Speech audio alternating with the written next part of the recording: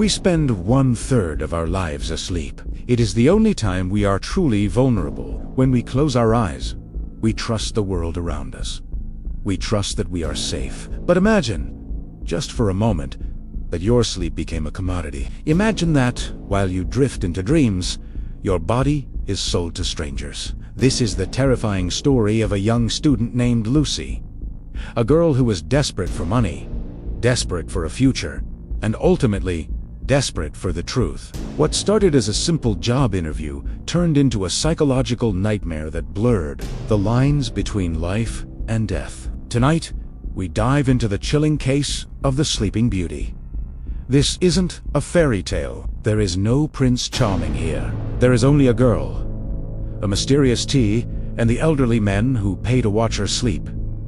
And in the end, one of them never wakes up. Let's go back to where it all began. Lucy was a young university student, living in a city that had no mercy for the poor. She was bright and ambitious, but she was drowning in debt. She had no real home, often moving from one cheap room to another, constantly fighting with landlords and hostile neighbors.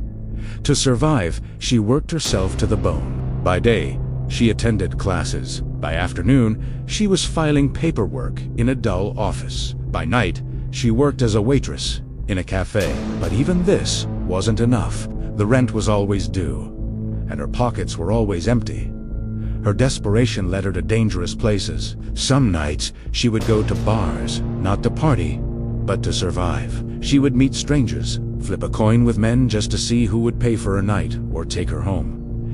It was a reckless game of chance. One night, she lost a coin toss to an older man, a stranger. She went home with him, not out of desire, but out of necessity. The next morning, she was back to reality, cleaning dirty bathroom tiles, scrubbing floors, and dreaming of a life where she didn't have to count every penny. The only bright spot in her life was her friend, Birdman. He was a recovering addict, fragile and broken. Lucy was the only one who cared for him. She brought him food, she checked on him, and in a way, taking care of Birdman made her feel human in a dehumanizing world. But love doesn't pay the bills. And soon, Lucy found an advertisement in the student newspaper that would change her life forever.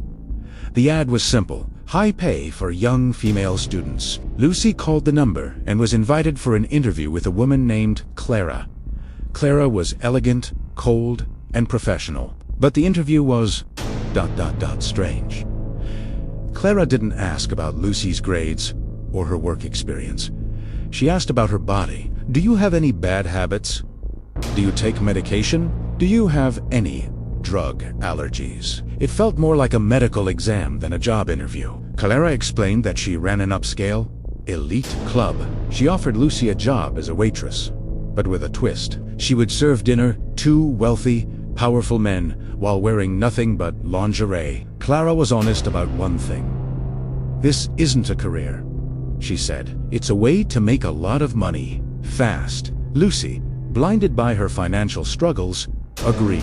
She underwent a thorough physical examination and cosmetic procedures. She was being prepped like a product. Her first night at the club was surreal. She walked into a room full of old, wealthy men. She served them expensive wine while half-naked. It was degrading, yes, but at the end of the night, she held a stack of cash she had never seen before. When she got home, she felt a rush of power. She took one of the banknotes and burned it. Watching the flame consume the money made her feel free. She finally had control, or so she thought. But the lingerie waitress job was just the entry level. Soon, Clara's assistant, Thomas, called Lucy with a new offer. A promotion. He drove her to a secluded country villa. It was beautiful, but quiet. Too quiet. There, Clara explained the real job. This was the Sleeping Beauty experience. The rules were simple. Lucy would drink a special tea, laced with a powerful sedative. She would fall into a deep, coma-like sleep. While she slept, elderly male clients would spend the night in bed with her. Clara promised her, there is no intercourse. They just want to sleep next to youth. They want to feel young again. Lucy, needing the money for a new apartment, agreed. She drank the tea. Her eyes grew heavy. Darkness took over. While she was unconscious, an old man entered the room. He looked at her, not with lust, but with a deep, melancholic sadness. He stripped down and lay beside her, holding her sleeping body as if trying to absorb her life force. Lucy knew nothing of this. She woke up the next morning with no memory, just an envelope of cash. But the psychological toll began to mount. Back in the city, her life was falling apart. Her friend, Bergman, was getting worse. He confessed his love for her, telling her she was the most important person in his life.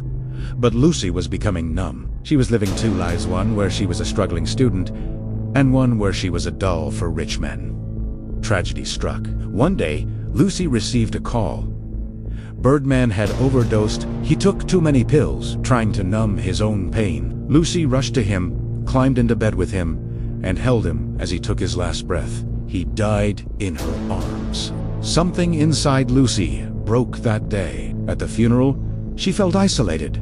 Her ex-boyfriend rejected her. She was alone. Fueled by grief and suspicion, she decided she needed to know the truth. What was really happening to her at the villa? Was it really just sleep? She went to an appliance store and bought a tiny, coin-sized hidden video camera. She practiced hiding it in her mouth. She was ready. However, the night of the next appointment, Lucy was sick, physically sick. On the drive to the villa, she kept vomiting. Her body was rejecting the stress, the grief, and the drugs. When she arrived, Clara saw she was unwell but didn't cancel the appointment. The client was too important. Clara prepared the tea. Lucy, pretending to be fine, went into the bedroom. As soon as she was alone, she took the camera out of her mouth and hid it on the shelf, facing the bed.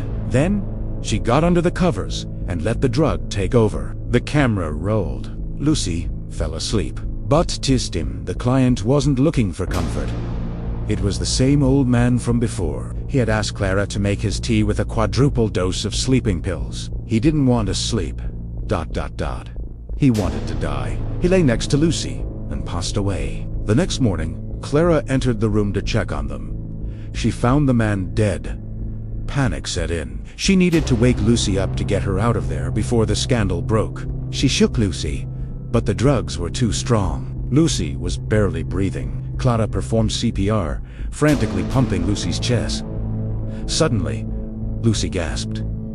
Her eyes flew open. She looked to her side. The cold, stiff body of the old man was staring back at her. The scream that left her throat wasn't just fear. It was the realization of pure horror. She had sold her sleep, and in return, she had been sleeping next to death itself. Lucy survived, but the footage on that camera would remain a testament to the night the Sleeping Beauty woke up in a nightmare.